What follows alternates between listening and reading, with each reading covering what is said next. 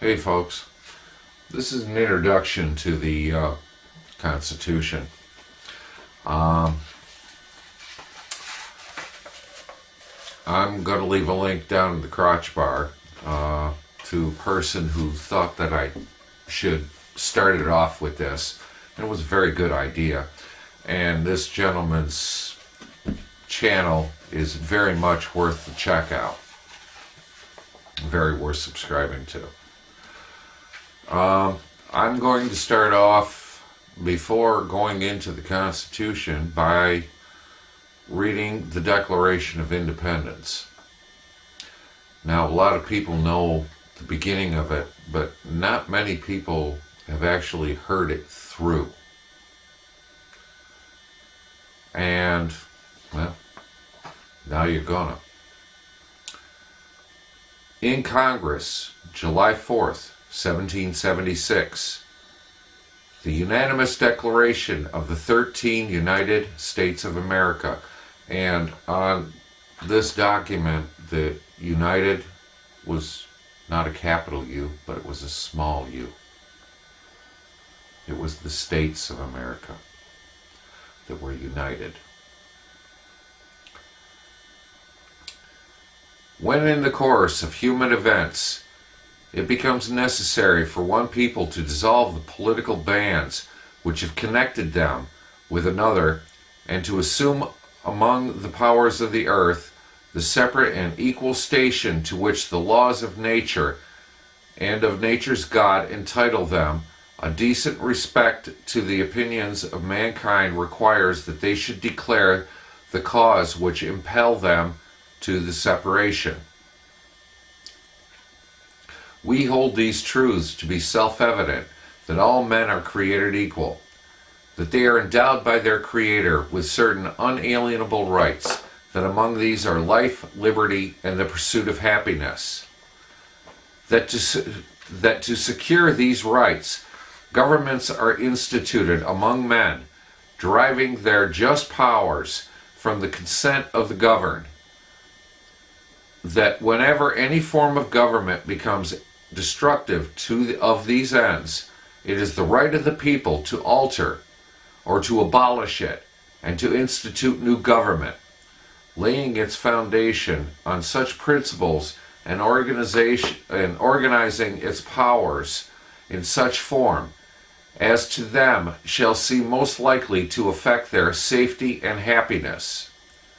Prudence indeed will dictate that governments long established should not be changed for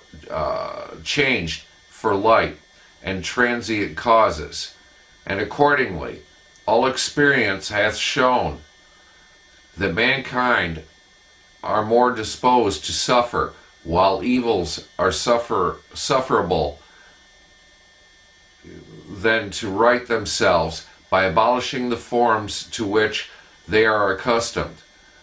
But when a long train of abuses and usurpations, pursuing invariably the same object,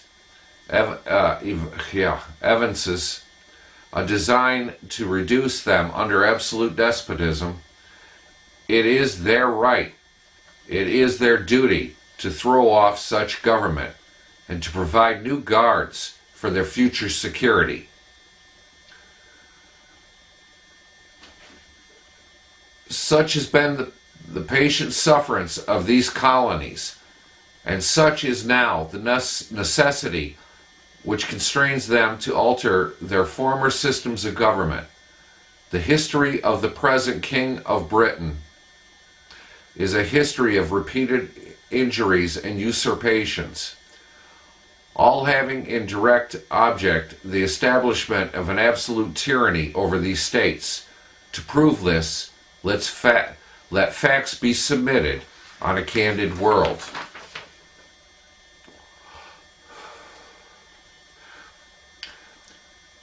He has refused his assent to laws, the most wholesome and necessary for the public good.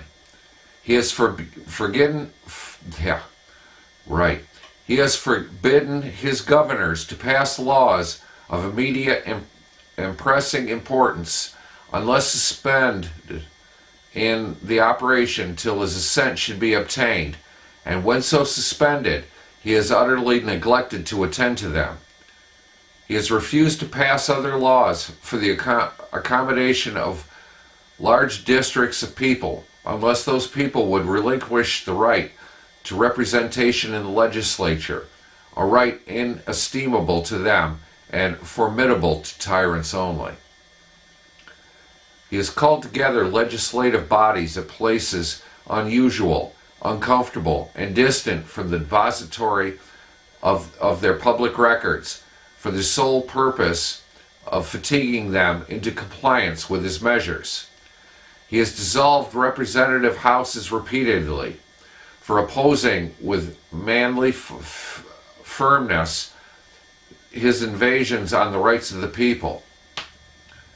He has refused for a long time, after such disillusions, to cause others to be elected, whereby the legislative powers, capable of annihilation, have returned to the people at large for their exercise, the state remaining in the meantime exposed to the dangers of invasion from without and convulsions within.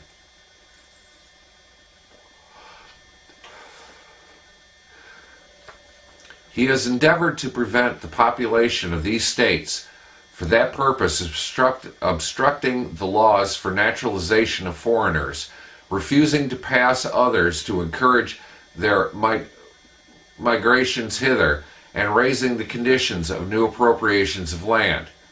He has obstructed the administration of justice by refusing his assent to laws for establishing judiciary powers. He has made judges dependent on his will alone for the tenure of their offices and the amount and payment of their salaries.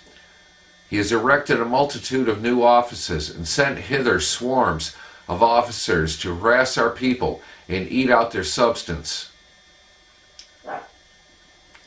He has kept among us in times of peace standing armies without the consent of our legislatures. He has affected to render the military independent of and superior to the civil power.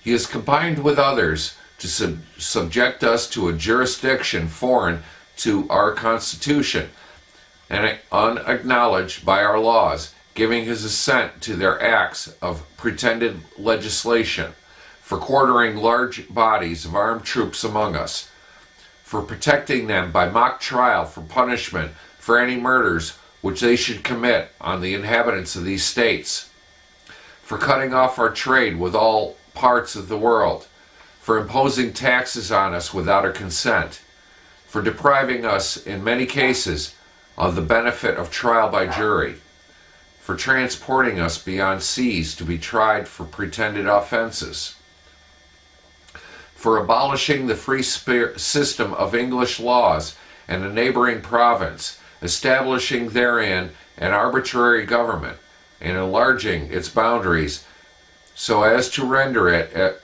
at once an example and fit instrument for introducing the same absolute rule unto these colonies, for taking away our charters, abolishing our most valuable laws, and altering fundamentally the forms of our government, for suspending our own legislatures and declaring themselves invested with powers to legislate for us in all cases whatsoever.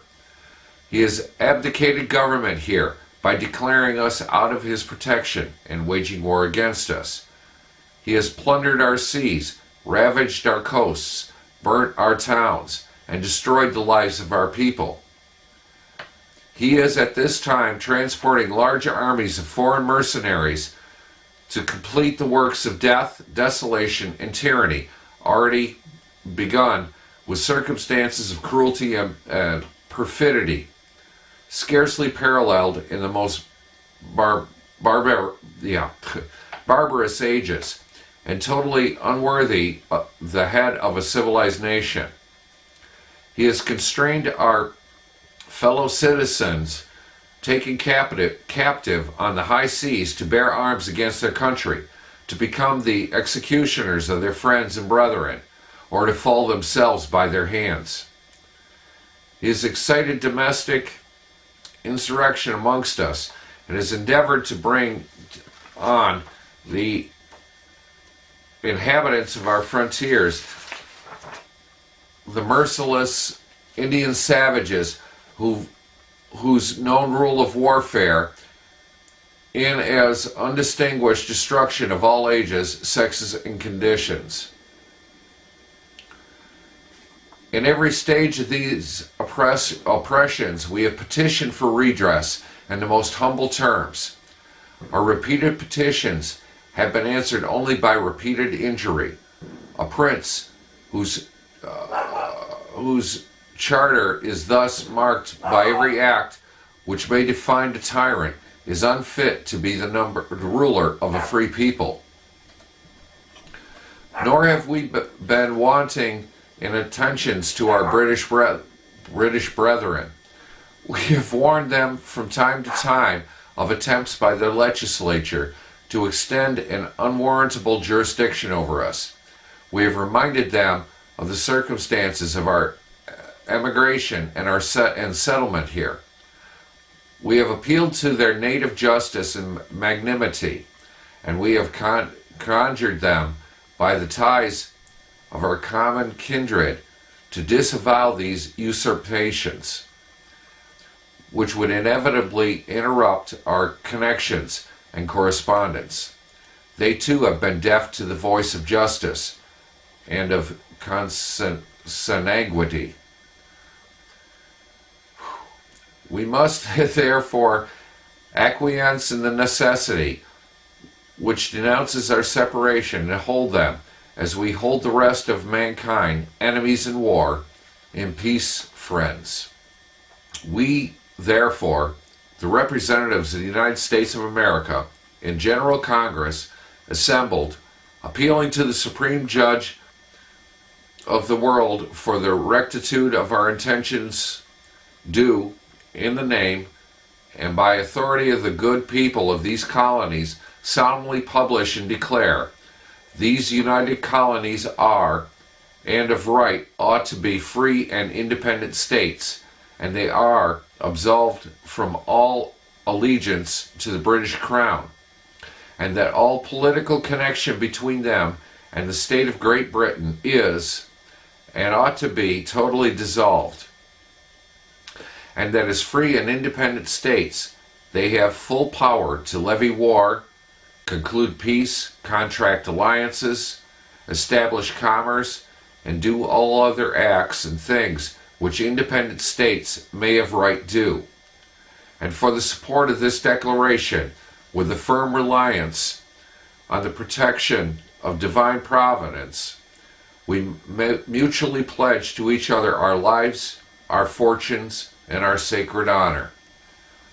The first signature on the Declaration of Independence, John Hancock, followed by New Hampshire, Massachusetts, Rhode Island, Connecticut, New York, New Jersey, and so on.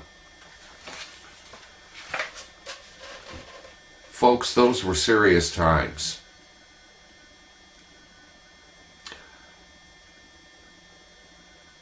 I'm reading this again, and I'm thinking of our times now.